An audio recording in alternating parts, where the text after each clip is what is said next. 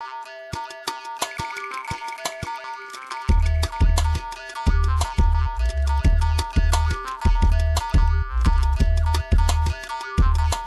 nombre es Ángel Vilche, vengo de la comunidad tequimana, hago parte de módulo de reacción y fotografía, soy de clan Wouriu.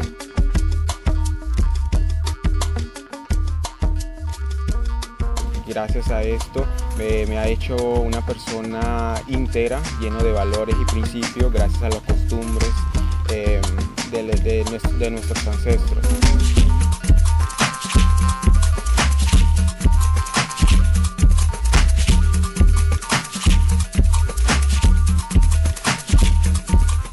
En un futuro quiero visionarme como una persona donde muestre todas las vivencias dentro del territorio que he conocido gracias a la escuela. No solamente mostrarlo dentro del territorio colombiano, sino también mostrarlo por fuera. Esto creo que ha sido uno de mis principales objetivos, que después de salir dentro de este proceso es mostrar lo que yo aprendí dentro de la escuela.